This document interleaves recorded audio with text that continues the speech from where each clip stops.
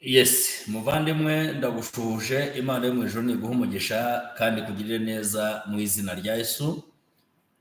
Ndi hano kugira ngo tuganire ijambo ry'Imana duse nk'abantu barisesengura. Turaza gusoma hano mu byakozwe n'intumwa ibice byaho ni 4 ku murongo waho uhereye kuri 7 ntacyo, ariko niyo wazamuka hejuru ugahera kuri 1 nibwo wamenya amakuru neza.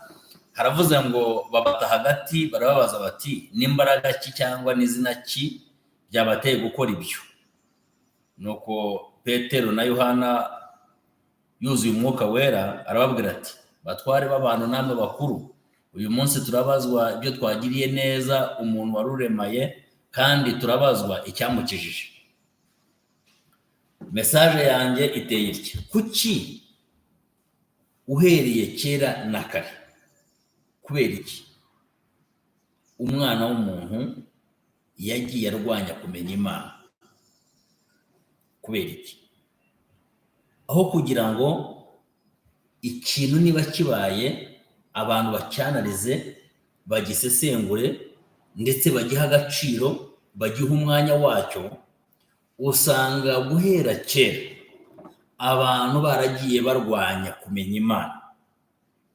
Reka mbihere kuri Yesu, mbikurure mbizane mbihuze n'iki gice dusomye. Yesu ageze i Betaniya, ubwo umwana w'umuhungu witwaga Lazaro yari yarapfuye, akaba ari musaza wa Mariya na Marita. Yesu yarahageze, ahageze ategeka abantu bakuraho ibuye ku gituro, ahamagara Lazaro wari umaze iminsi 4 mu gituro, aravuga ati Lazaro zuka. Lazaro igitangaza kiraba, kuva isi yabaho, kuva isi yaremwa, kuva abantu babaho, kuva abantu bitwa ko babaye, nibwo bwa mbere bari babonye aho umuntu wapfuye waboze uri mu gituro azuka akaba muzima, kandi akazurwa n'umuntu umuhamagaye. Nibwo bwa mbere hari habonetse icyo kintu, gikozwe nande? Gikozwe na Yesu.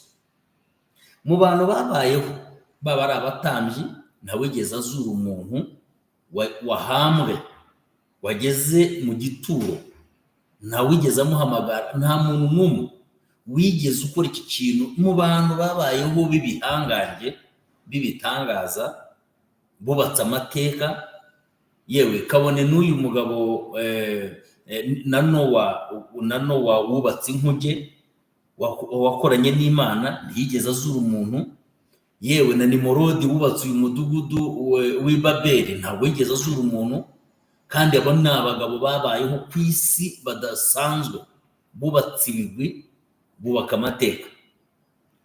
Noneho rero ikibazo hano kiri ngiki: abantu Yesu ahamagaye Lazaro, rubanda rurashika, rubanda ruraza, bavuza induru, abandi barishima. Aho kugira ngo hakurwa aniveriseri ya Lazaro uzutse cyangwa bamukorere ikirori, bamwe birukiye mu buyobozi bajya kumurega, bajya kurega Yesu. Birukiye mu buyobozi baravuga bati ikintu kibaye aha nimudakumira ishyano riraguye. Niki kirimo kitera abantu kurwanya kumenya Imana? Aho kugira ngo abantu bagire amatsiko y'ibintu byadutse bikaduka mu muntu, ngo bashimikire bakurikirane, niba ari ibyo kwizera babyizere, kabone ko izo mbaraga ari imbaraga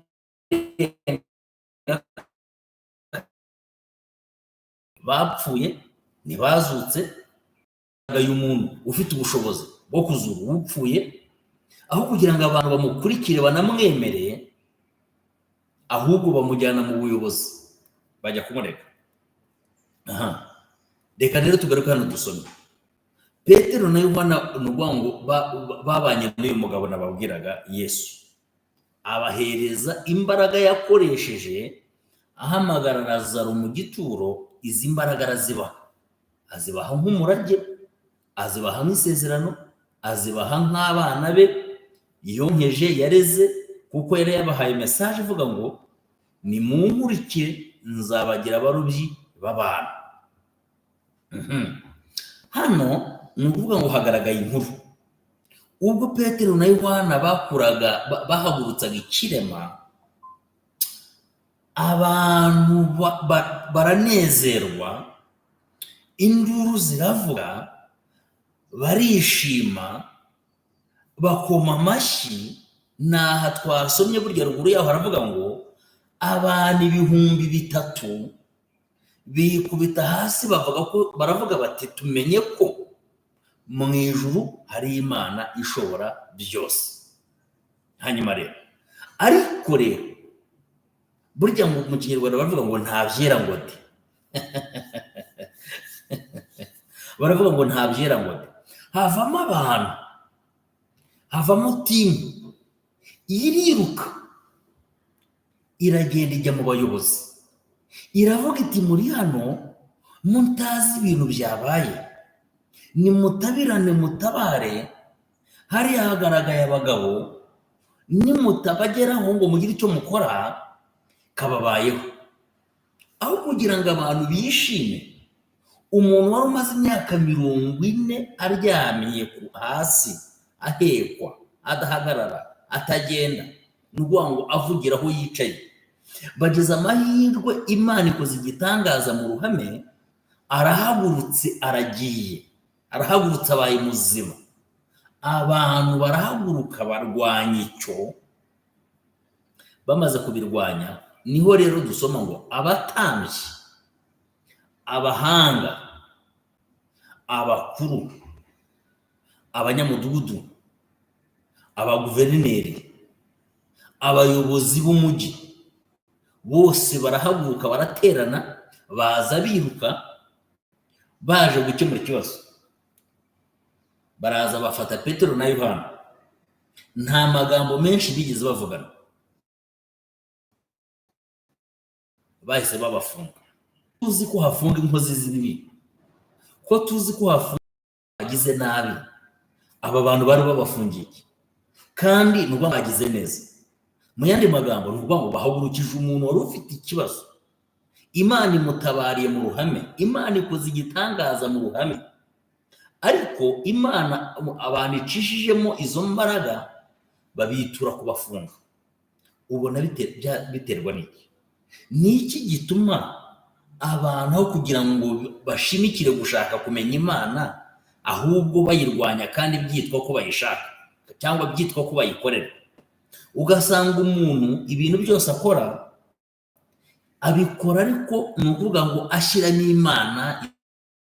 Imana yabanye nanjye, Imana yagendanye nanjye, ariko hagaragara impinduka zidasanzwe mu muntu, ugasanga ubaye uwa mbere wo kubirwanya.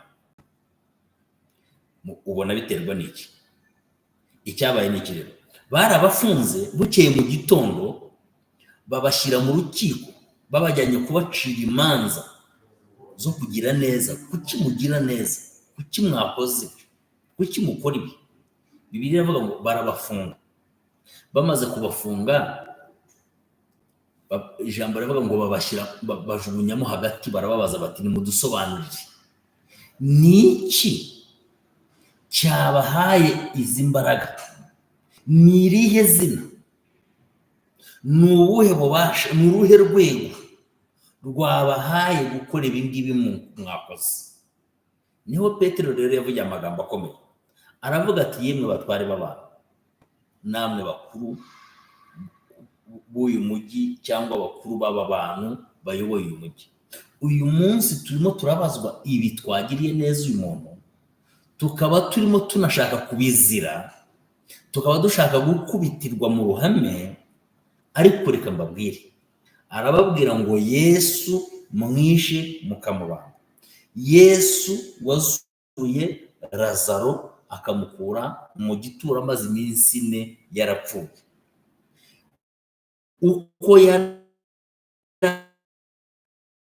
imbaraga zakoraga icyo gihe ko zikora, imbaraga zazuye icyo gihe n'uyu munsi ziracyakora, nizo zihagurukije uyu muntu murimo mureba. Ikindi kiyongeyeho, ahagaze imbere yanyu muramureba.